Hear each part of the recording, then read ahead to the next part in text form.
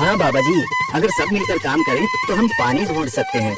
हमने पहले कभी ये कोशिश ही नहीं की। लेकिन इतनी कठिन जमीन में नया कुआं खोदना आसान नहीं। मुश्किल जरूर है, नामुमकिन नहीं।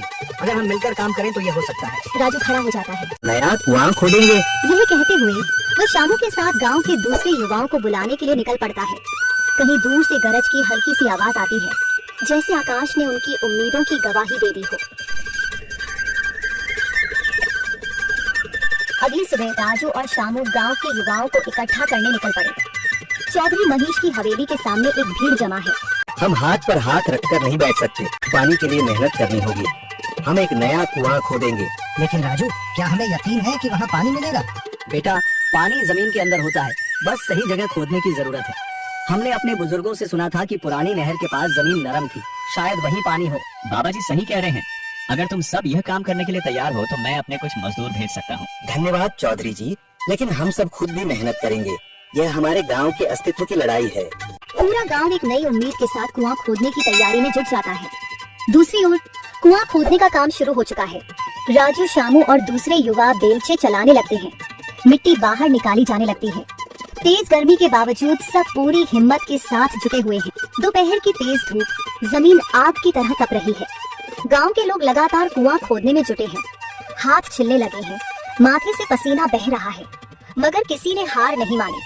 महिलाएं पानी और सत्तू लेकर आती हैं ताकि पुरुषों को कुछ राहत मिले। हमें और गहराई तक जाना होगा। अब तक सिर्फ सूखी मिट्टी और पत्थर ही निकल रहे हैं। राजू, यह बहुत कठिन काम है। अगर हमें पानी न मिला, कोशिश जारी रखो, पानी जरूर निकलेगा। हिम्मत मत हारो, अगर अब रुक गए तो फिर कभी पानी नहीं मिलेगा। सभी फिर से जोश में आकर काम में जुट जाते हैं, मगर सूरज की तपिश बढ़ती जा रही है और कई लोगों की सांसें तेज चलने लगती हैं।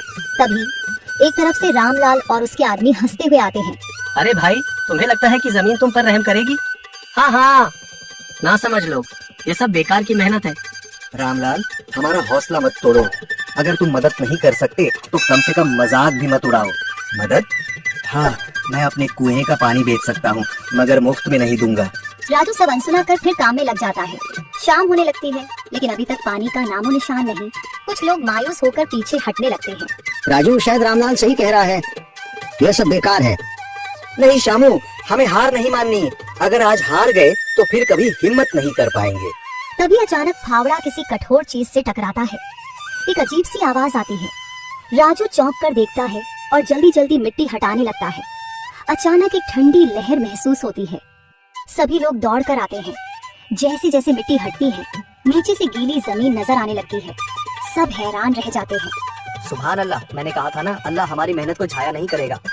राजू और बाकी सभी जोर लगाते हैं। कुछ ही पलों बाद अचानक मिट्टी के नीचे से पानी की एक छोटी सी धारा फूट पड़ती है।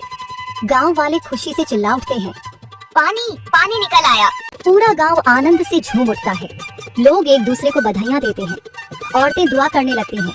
कुछ दिन बीत चुके हैं। गांव वाले नए कुएं से पानी भर रहे हैं, खेतों को सींच रहे हैं और जिंदगी फिर से पटरी पर लौट रही है।